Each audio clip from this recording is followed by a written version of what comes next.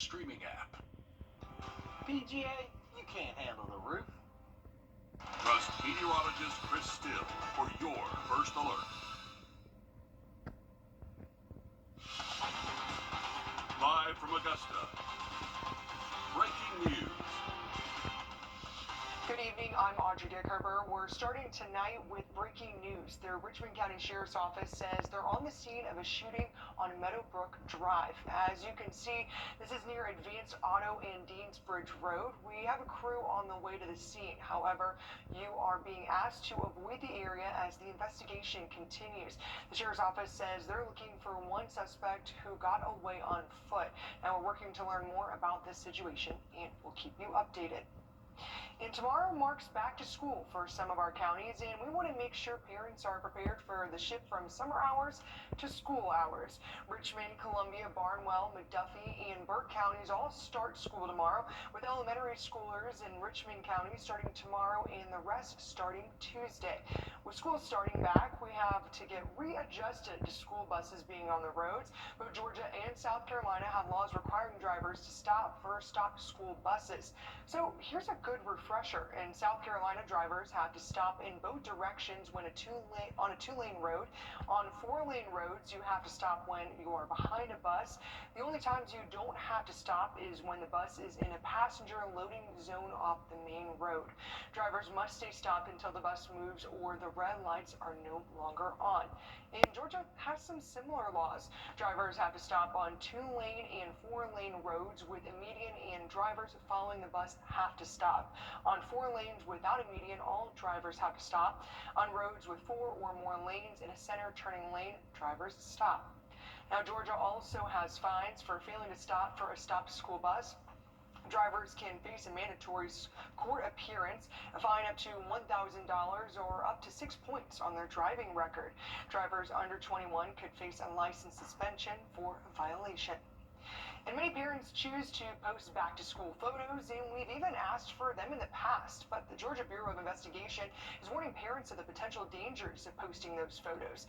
The GBI says posting pictures of your kids with their school's name, teacher's name, and grade could put your kids at risk, especially since predators actively search for that information online. But if you've already posted those back-to-school pictures, it's important to watch out for deepfake or AI-edited photos of your kids and report them if you find them. First thing is call your local law enforcement. Second is go online to the National Center for Missing and Exploited Children. Report it there to their cyber tip line.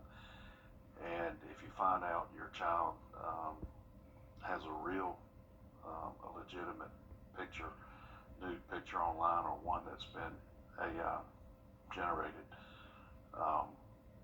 MCMEC also has a link for Take It Down, where they can try to pull it removed from the internet.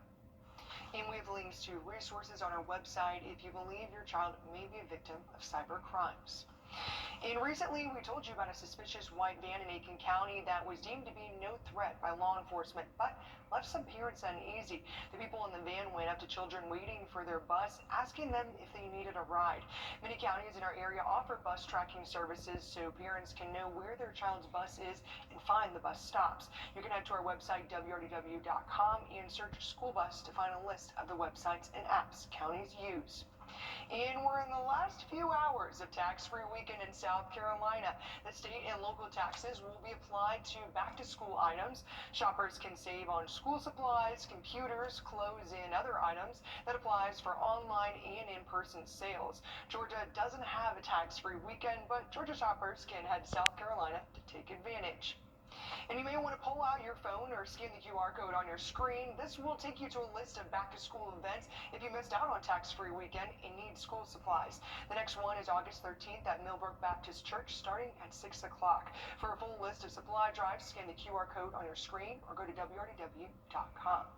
But one last thing parents might need to know for back to school is the forecast. Now, what can parents expect tomorrow? Is it going to be rainy like it is today? It's kind of gloomy outside. Yeah, kind of more the same of what we've been dealing with today. So definitely when you got your new kicks, your new shoes, and your new...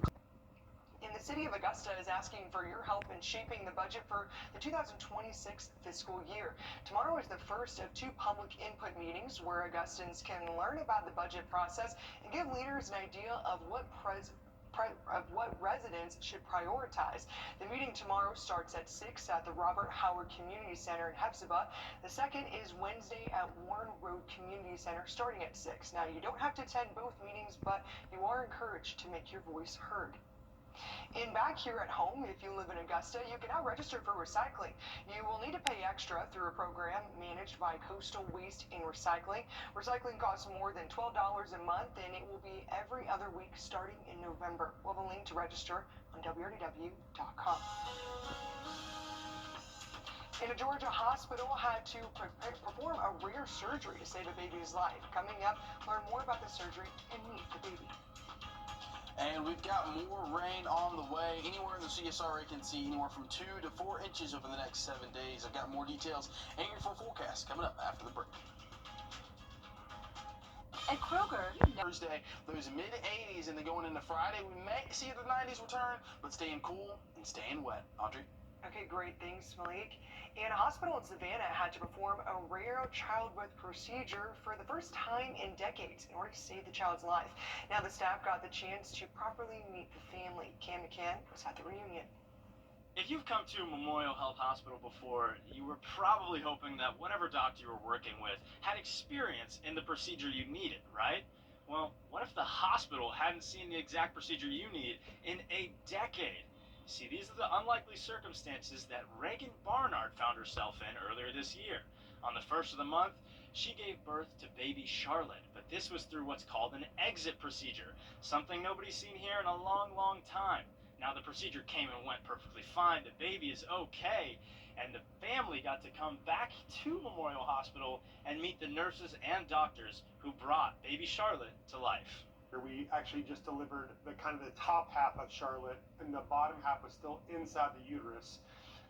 Allowed us to be able to leave her attached to the placenta and umbilical cord so that she could continue to get the blood and oxygen that her brain and her body needed. For such a rare childbirth process, everyone involved had an important role, and communication was a major key, so preparation was a huge emphasis. We actually had multiple long meetings to ensure that everybody was in the right place, that we had all the right equipment.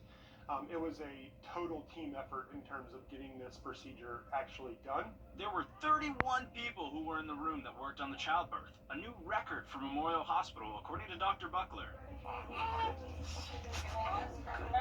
so I thought we were honestly overly prepared, so I really wasn't nervous that day. I felt like they cared for us like family. With members on the team who had never been a part of an exit procedure, having test runs was the key ingredient to a successful operation.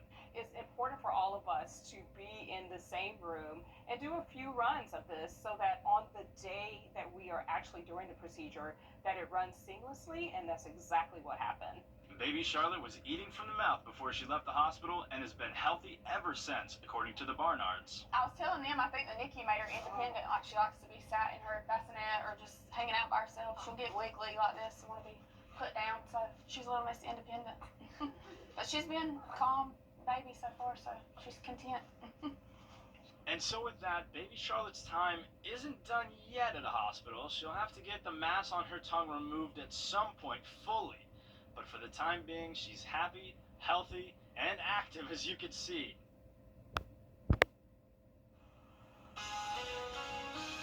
And coming up, a firefighter saved a choking baby's life. Meet the firefighter and the baby and learn how to help an infant if they're choking. Next. At Parker's Kitchen, we want to offer the best value to our customers, and that's why we serve the biggest, the juiciest, the crispiest chicken tender at a great price. When you're hungry, size matters. Automotive Group. Welcome back. An off-duty firefighter in Effingham County saved a choking infant last month. Now he's getting to meet the baby he saved. Mackenzie Baker was there. Got there, the baby was blue, not even crying, which is a telltale sign that the baby's not breathing.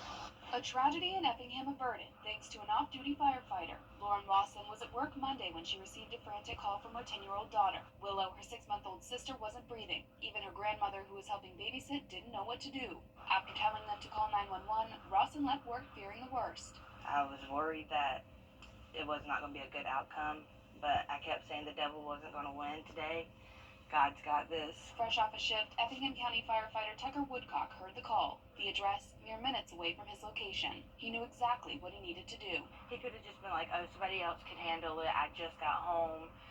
But he didn't. He stopped what he was doing, loaded up his stuff, and made it to her just in time. When Tucker arrived, he got to work and quickly discovered Willow was choking. He began the Heimlich, eventually dislodging a small plastic bead. The sheriff's office, EMS, and fire rescue arrived shortly after. But by the time Rawson made it home, Tucker was gone. Wanting to say thank you, but only knowing his first name, Rawson turned to a Facebook community group to track Tucker down. Everybody was just quick to respond, and they're like, yeah, I think I know who he is. After reaching out, Rawson and Willow met Tucker at Station 12 just days after the emergency. The firefighter says he doesn't do the job for recognition or thanks. He just wants to keep people safe. It's not every day you get to see the patient after. It's always brings a light to everybody's eyes when you get to see, especially a beautiful 6-month-old baby laughing, smiling. And if your infant is choking, the Red Cross gives tips on how to save them. First, call 911, then give the baby 5 back blows while holding them face down on your thigh. Their head should be lower than their bottom. If that doesn't work, then give the infant 5 chest thrusts. Then turn them face down and place 2 fingers on the middle of their chest and push downwards. Repeat the steps until help comes. Stop first aid if the baby starts breathing again. But don't go far. We'll be right back.